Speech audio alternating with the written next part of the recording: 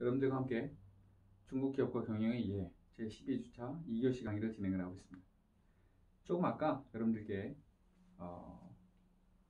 바이두는 어떤 기업인지 그리고 어떻게 성장했는지 특히 초기에 2011년, 12년에 어떤 일들이 있었는지에 대해서 여러분들과 살펴보았습니다. 지금부터는 조금 다르게 바이두의 리엔홍, 바이두의 CEO인 리엔홍은 어떻게 바이두를 이끌어가고 경영하고 관리하는지, 어떻게 경영을 하는지 하는 부분에 대해서 살펴보고, 그런 것들이 우리에게 어떤 의미를 줄 수 있는지 한번 생각을 해보고자 합니다.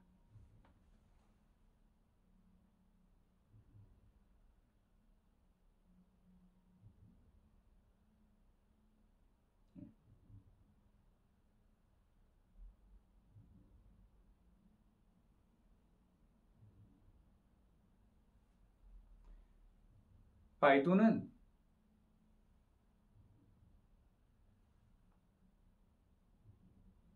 이렇게 중국 시장에서 지속적으로 소비자가 증가를 했습니다. 그런데 어떻게 생각을 했느냐, 소비자와의 관계를 어떻게 생각했느냐 하는 부분들을 좀 살펴보고자 합니다.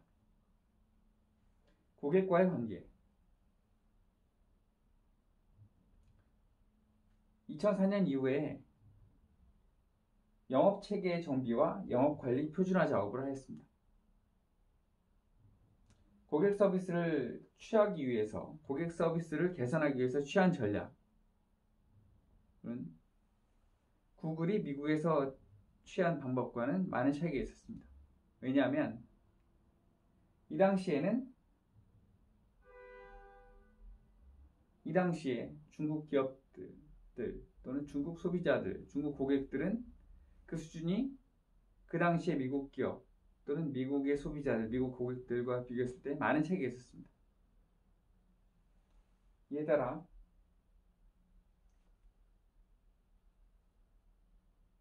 구글이 미국에서 선전한 이유는 미국 시장이 이미 성숙되고 고객들이 별다른 교육 없이도 인터넷 서비스를 잘 활용할 수 있었습니다. 인터페이스만 잘 만들면 되었습니다. 어떻게 검색하는지 인터페이스만 잘 구축하면 됐었습니다. 그래서 구글은 중국에서도 별다른 고객 서비스 센터를 만들지 않았습니다. 그렇지만 바이두는 어떻게 했느냐, 영업 직원을 비교하면 고객이 달라고 하는 약을 주는 약사가 아니라 환자의 병을 치료해주는, 그리고 해결 방안을 제시하고 건강을 회복할 수 있을 때까지 도와주는, 그런 해결 방안을 제시해주는 의사의 역할을 해야 한다고 생각을 했습니다. 의사의 역할을 해야 한다고 생각했습니다. 바이두의 PPC 방식, 광고 방식이었습니다. 광고 방식은 수십만 개의 중소기업을 고객으로 하고 있는 상황에서 이들은 그 당시에 컴퓨터 사용 능력과 마케팅 능력이 부족했습니다. 선생님이 학생을 가르치는 것처럼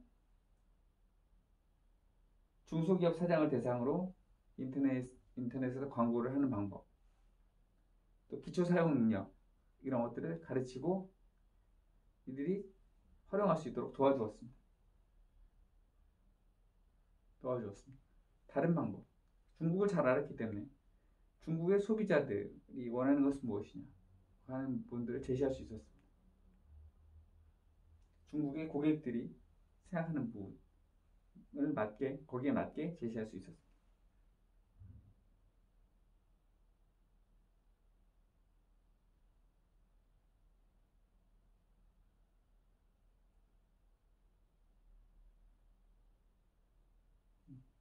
여기서는 타겟 광고도 했었습니다. 그래서 세심하고 정교한 전방위적 서비스를 제공했었습니다.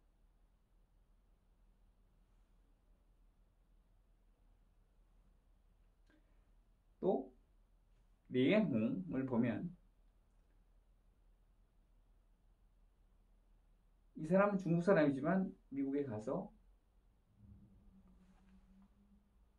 일을 했습니다. 미국에서 공부하고 배우고 일했습니다. 그리고 그가 중국에 돌아와서는 그가 미국에서 배운 방식, 실리콘밸리에서 배운 방식을 가지고 와서 창업을 했습니다. 중국에서 성공한 인터넷 기업들은 모두 다 이런 방식을 추구했습니다. 미국 기업들이 제로 투 원,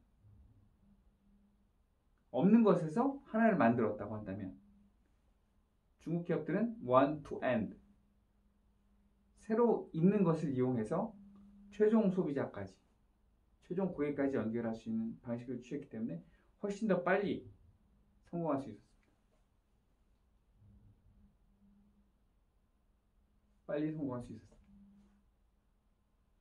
리엔홍 역시 이러한 방식으로 빨리 성공할 수 있었습니다. 빨리 성공할 수 있었습니다. 중국에서 인터넷 기업들이 빠르게 성장하고 또 중국에서 인터넷 기업들 중에서 유니콘 기업들이 생기고 하는 이유, 또 중국에서 인터넷이 빠르게 보급되고 새로운 비즈니스 모델이 성공하는 이유는 바로 이렇게 기존에 있던 방식을 빠르게 성장하는 중국에 가서 적용함으로써 성과를 많이 거둔 것입니다. 좋은 성과를 거둔 것입니다. 그래서 그는 돌아와서 베이징 다시와 칭화 다시에서 프로그래머 인력을 구했습니다. 왜? 중관촌에서 사업을 시작했기 때문에. 이 부경대학, 베이징 다시에, 칭화 다시에 전부 다 중관촌이 있는 그 근처에 있습니다. 거기서 인력을 구했고 벤처 캐피털을 통해서 운용 자금을 운용을 했습니다. 이는 실리콘밸리의 IT 기업들이 일반적으로 추구하는 방식이었습니다. 일반적으로 창업을 위해서 사용하는 방식이었습니다. 실리콘밸리 기업 대부분이 자신이 기존에 가지고 있던 아이디어를 중심으로 기술을 개발하지만 바이두, 리엔홍은 철저히 사용자들의 수요에 맞춰서 자신들의 아이디어를 상업화했습니다. 자신들의 아이디어를 자신들의 아이디어를 실제 고객들의 수요에 맞게 상업화했습니다. 기업의 대부분이 자신이 기존에 가지고 있던 아이디어를 중심으로 기술을 개발하지만 이런 실리콘밸리의 방식에 비해서 바이두는 사용자들의 수요에 맞춰서 자신의 아이디어를 상업화했습니다.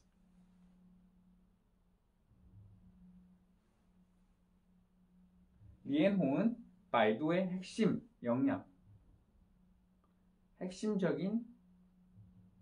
핵심적인 능력은 바로 검색 엔진에 있다고 생각했습니다.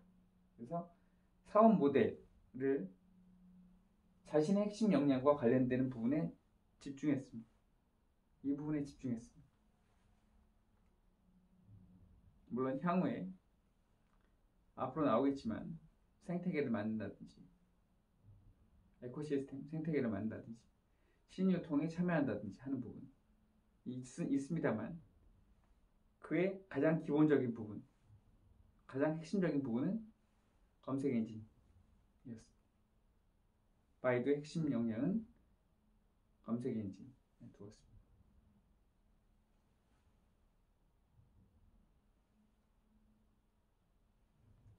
그래서 바이두의 검색 서비스가 초기에 자리를 잡을 수 있었던 이유 무엇이냐?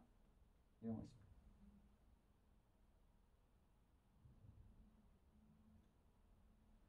중국어 검색이 잘 이루어졌다는 것입니다. 특히 중국에서 가장 보편적으로 사용되는 지엔티즈, 간체자의 최적화된 검색 결과를 제시했습니다. 간체자의 최적화된 검색 결과. 검색 결과 인덱스를 제공을 했습니다.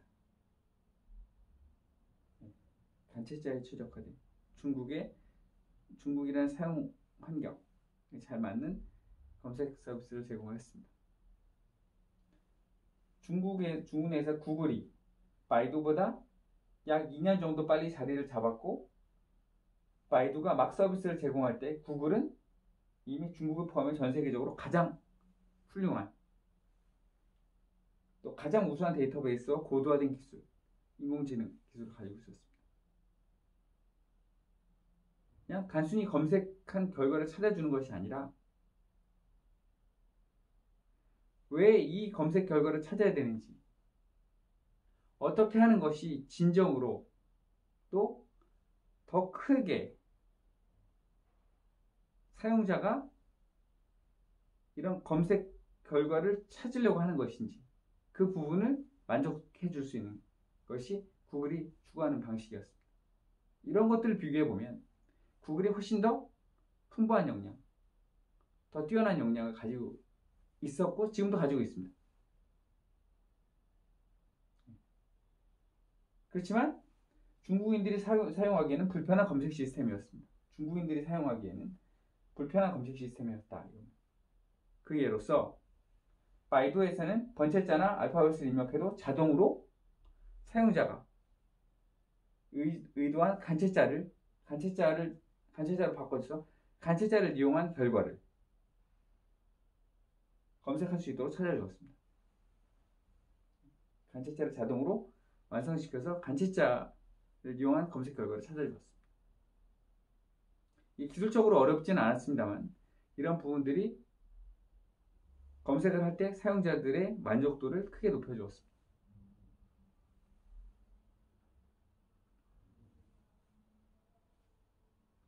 또 하나, 이 부분 구글과 바이두의 차이에 대해서 한번 살펴보고자 합니다.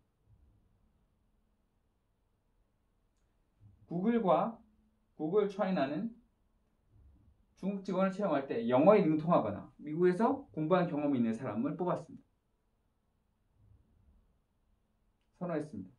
미국에서 교육받은 사람들은 미국 문화에 익숙하고 영어에 능통하거나 또 미국에 갔다 올 수 있는 기회가 있다는 것 자체만으로도 그의 생활 수준이, 이런 중국 사람들의 이런 미국에 갔다 왔거나 영어를 잘하거나 미국에서 생활했던 경험이 있거나 이런 사람들이 가지고 있는 생활 수준과 일반적인 사람들의 생활 수준이 다르다는 것이죠.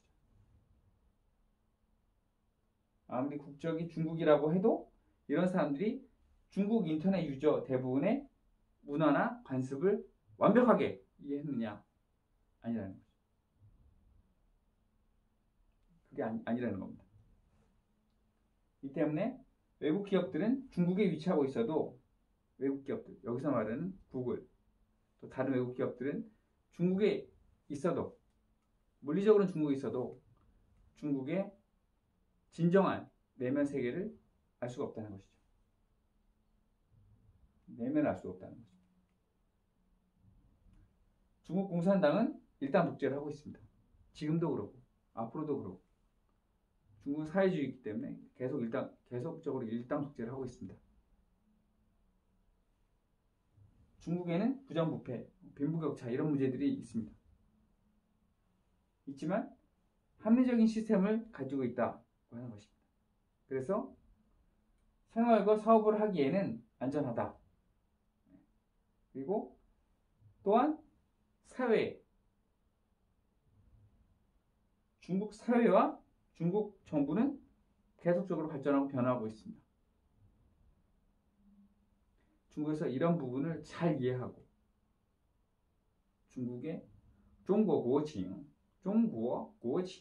중국의 상황을 잘 이해하고 이런 부분들, 중국적인 특색을 잘 이해하면, 이런 부분들을 조금만 더 이해하면 중국 정부가 상생할 수 있는 방법을 찾을 텐데, 많은 외국 기업들은 스스로의 실패 요인을 스스로에게 찾지 않고, 또는 어떻게 하면 중국을 더 이해할 수 있을지 찾지 않고 중국인이 비합리적인 시스템에서 찾고 있더라 하는 것입니다. 이런 부분들이 문제라는 것이죠. 중국이 가지고 있는 중국 시스템, 중국의 제도의 비합리성에서 찾지 말고 어떻게 하면 중국이라는 환경에서 잘 적응하고 중국이라는 환경에서 중국 정부와 상생하고 중국 사회와 같이 성장할 것인가 하는 부분에서 찾아야 된다는 것이죠. 이런 부분들이 우리에게 시사하는 부분이 크다고 봅니다. 사실 이 부분, 이 말은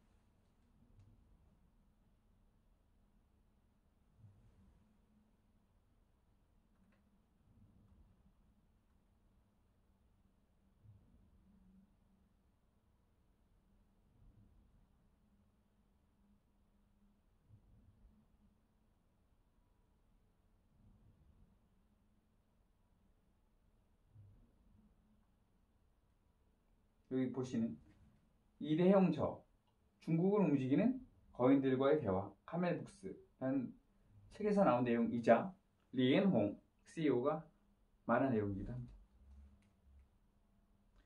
리엔홍은 단지 구글에 대해서 이야기했지만 저는 이런 점이 중국에서 사업을 하는 외국 기업들에게 시사하는 점이 굉장히 크다고 생각합니다. 다시 앞으로 가서 보겠습니다.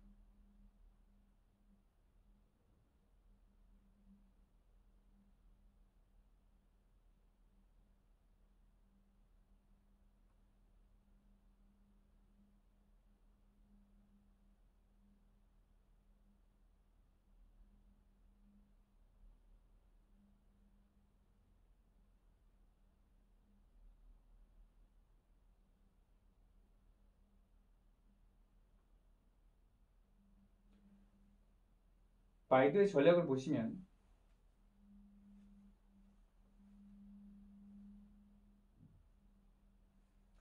연간 투자 금액의 70%를 검색 엔진에 투자를 하고 기업 전체 사업 비중 중 검색 엔진 사업이 차지하는 비중이 굉장히 큽니다. 이를 통해서 검색 엔진, 마케팅, 그리고 품질의 차별화 목표를 실현하기 위해서 계속적으로 노력을 합니다. 여기 보시면 리엔홍은 기업 경영을 마라톤 경기와 같다고 했습니다. 마라톤 경기. 오래 달리는 것이죠. 그래서 100년간 지속적으로 성장할 수 있는 기업을 키워야 된다. 오래 보고 마라톤 경기처럼 100년 동안 지속적으로 성장할 수 있는 기업을 키워야 된다. 성장의 리듬은 안정적이어야 된다. 급진적이어서는 안 된다. 중국이 성장을 할 때, 중국이 정부를 운영할 때, 중국이 어떤 모델을 발전시키고자 할 때 급진적으로 생각하지 않습니다. 물론 적극적으로 발전을 추구할 수도 있지만 급진적으로 생각하지 않습니다. 안정적으로, 온건하게, 점진적으로 생각합니다. 이거 역시 한국이 배울 점이 많이 있다고 생각합니다. 급진적이어서는 안 된다. 마라톤 경기와 같다. 그렇게 이야기를 했습니다. 네. 이렇게 2011년, 12년에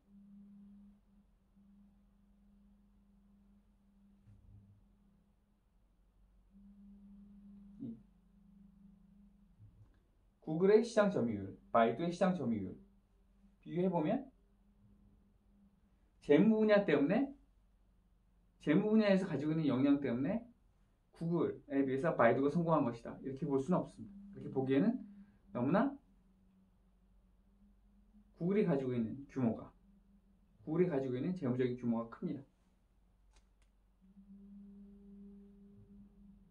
기업의 규모라든지 구글의 영향력이 훨씬 큽니다.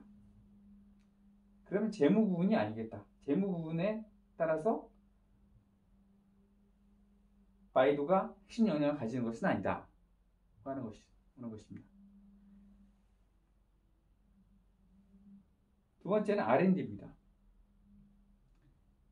바이두의 R&D 전략, 검색 박스라고 불리는 바이두 빌딩은 단순한 컨셉으로 단순하고 신뢰적인, 아까 말씀드린 적이 있습니다. 그런 검색 엔진을 만들어야 합니다.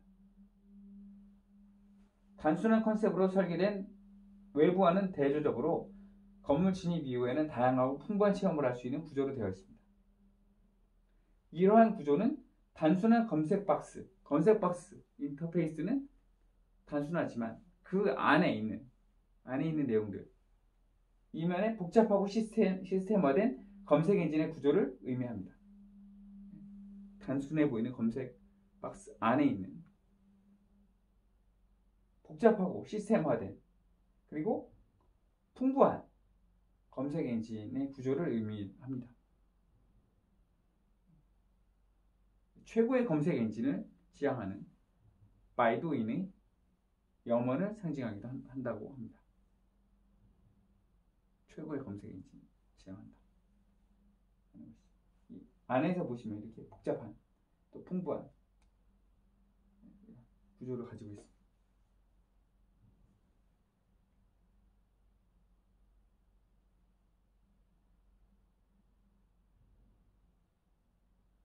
기술 분야에서 많은 노력을 하고 있습니다. 많은 인재를 영입하고자 노력을 하고 있습니다.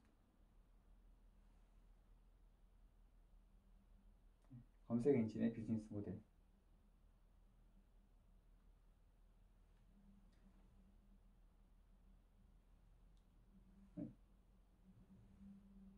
PPC 방식.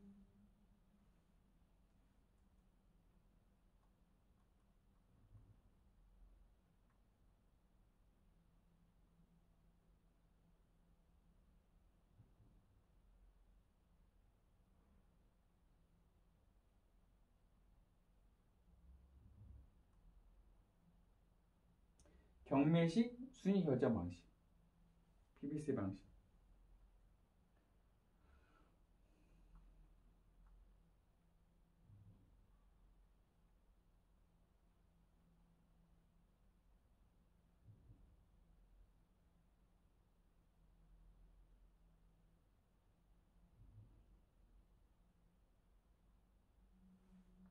네.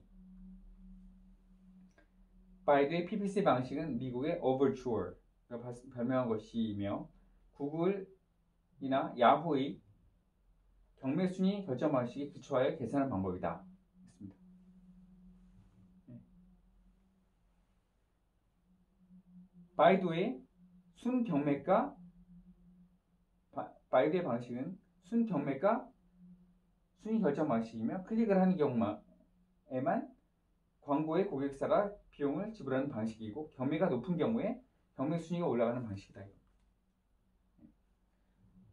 순경매가 순위 결정 방식, 경매가 순위가 결정되는 방식이다. 광고를 하는 방식. 클릭을 하는 경우에만 광고 고객사가 비용을 지불하는 방식. 그리고 경매가가 높은 경우에 경매 순위가 올라간다.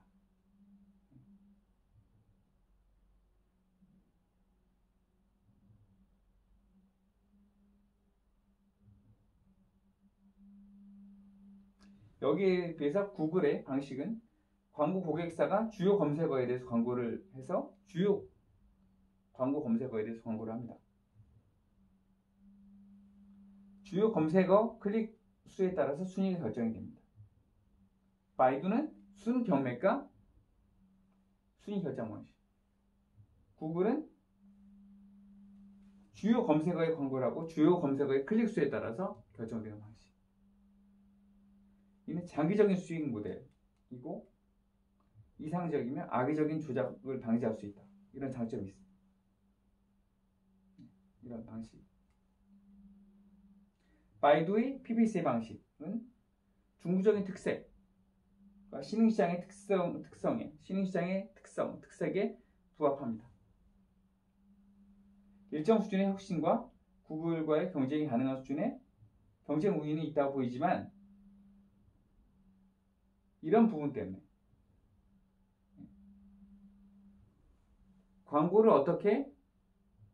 고객사가 광고를 어떻게 할 것인지, 어떤 방식으로 할 것인지, 어떤 방식으로 광고 수입을 창출할 것인지 하는 부분에서 보면 구글과 바이두 간에 근본적인 차이가 있다고 보기는 어렵습니다. 그래서 R&D 분야에 지속적인 핵심 역량이 있다고 보기도 어렵습니다. 물론 바이두는 굉장히 지속적으로 노력을 하고 있지만 구글도 엄청난 영향을 가지고 있고 또 여기 광고 방식에도 구글의 방식은 장기적인 방식이고 바이두의 방식은 단기적이고 신흥 국가에 맞는 방식입니다. 이걸 가지고 근본적인 차이가 있다고 보기엔 또 어렵다 이겁니다. 아이 트래킹을 예를 본 것입니다. 왼쪽은 구글, 오른쪽은 구글 차이나, 가운데는 구글 차이나, 오른쪽은 바이두입니다. 눈을 봤을 때 눈이 어디까지 보느냐, 전체 다 본다 이거죠. 그만큼 사람들의 시선을 많이 확보를 한다 이겁니다. 그만큼 구글에 비해서는 바이두가 중국 시장에서 더 잘하고 있다. 중국 시장에서 중국 소비자에게 맞는 검색 결과를 제공하고 있다. 볼 수 있습니다.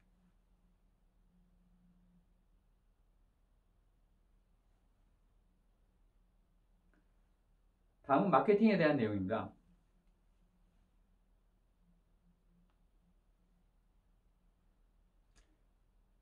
바이두의 광고 고객사에 대한 고객 서비스는 구글에 비해서 바이두가 가지는 경쟁 우위입니다. 광고 고객사에 대한 고객 서비스, 아까 고객 서비스를 말씀드렸습니다. 경쟁 우위다. 고객 서비스, 고객을 대하는 태도, 고객에 대한 서비스가 다르다. 구글과는 다르다. 하는 측면 말씀드렸습니다. 중국인이 바이두라는 사명부터 일련의 마케팅 활동을 통해서 애국심에 기초한 중국인들의 애국심에 기초하는 바이두는 경쟁 우위를 가질 수가 있었습니다. 구글의 철수와 관련돼서 구글이 가지는 불안정성, 바이두가 가지는 연속성, 또 이로 인한 중국인의 검색 습관 형성. 아까 말씀드렸죠. 구글은 철수했지만 또 중국에서는 그래서 지메일을 지금 쓸 수가 없습니다. 여러분 상당히 많은 학생들이 그걸 알고 있겠지만 중국에서는 지메일을 쓸 수 없습니다. 구글 쓸 수 없습니다. 바이두에서 볼 때 경쟁 우위가 될 수 있습니다. 중국 인터넷 이용자의 상당수는 음원 등의 불법 다운로드를 위해서 바이두 등에서 불법 다운로드를 할 수 있고 다운로드를 받기 위해서 음원 불법 다운로드를 받기 위해서 사용을 하고 있습니다. 이 역시 일정 부분에서 바이두의 경쟁 우위를 강화하는 데 사용될 수 있습니다.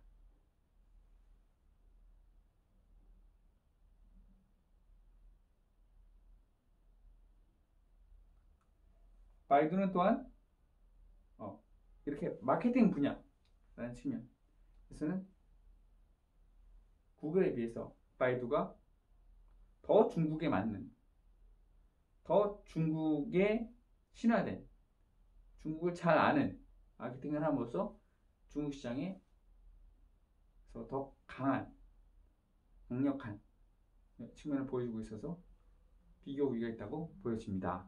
그런데 국제화의 측면에서 봐서는 국제화를 위해서 노력을 하고 있고 2009년에 일본 시장에도 진입을 했고 한국에서도 한국의 창을 만들고 한 노력을 했습니다.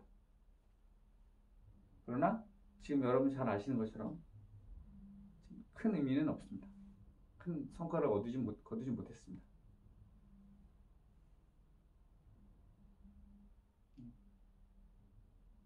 국제화 부문에서 핵심 역량이 있다고 보기에도 여전히 어려워 보입니다.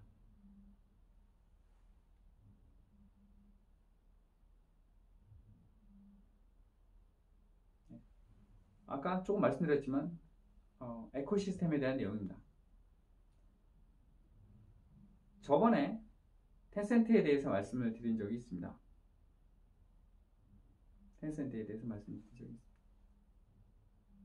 텐센트를 보시면 텐센트는 샤오정시라는 에코시스템을 통해서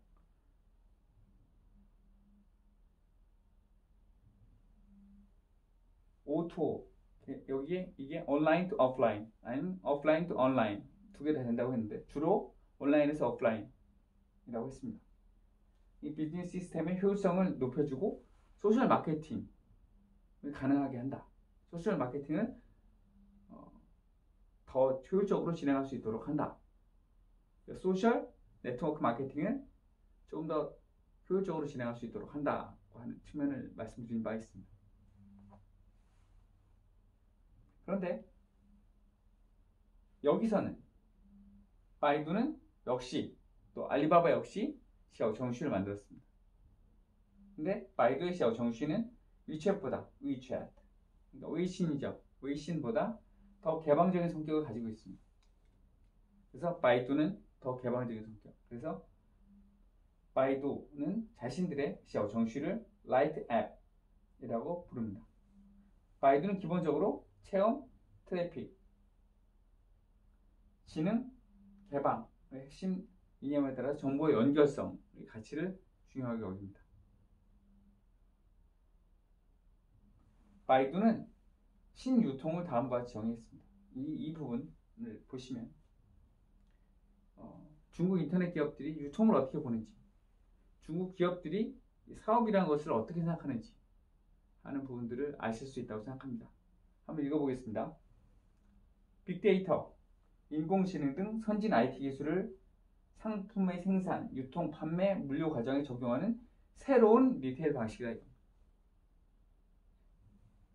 상품의 생산, 유통, 판매, 또 물류에 적용하는 새로운 리테일 방식. 신유통의 핵심은 물품 및 자원의 새로운 조달, 어떻게 조달할 것이냐, 구매를 어떻게 할 것이냐, 판매를 어떻게 할 것이냐, 이런 방식이 아니고, 그게 아니고 소비자의 어떤 체험을 통해서 마트에서나 백화점에서 물건을 사고 옷을 사게 할 것인지, 어떤 체험을 통해서 사게 할 것인지 핵심이다.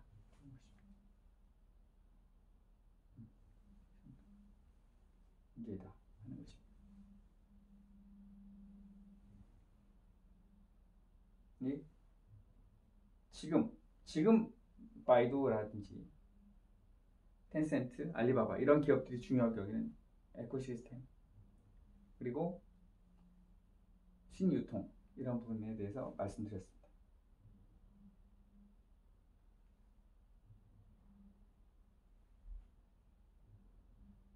네.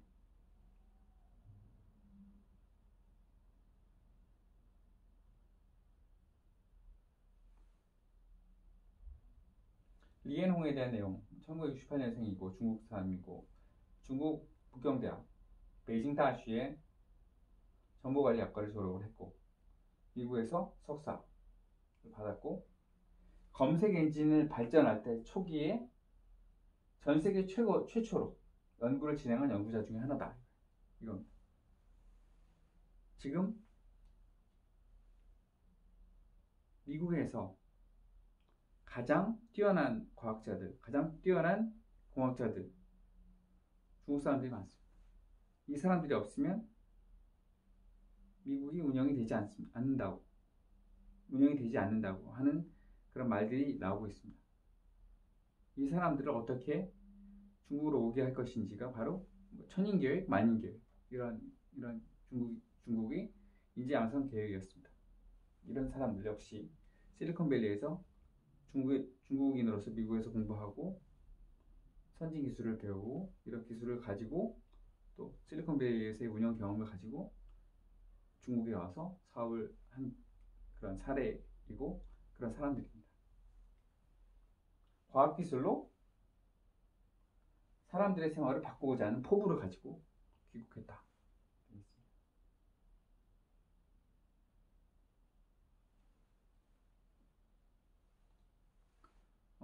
저희는 잠깐 쉬었다가 3교시 수업을 계속할 수 있도록 해보겠습니다. 감사합니다.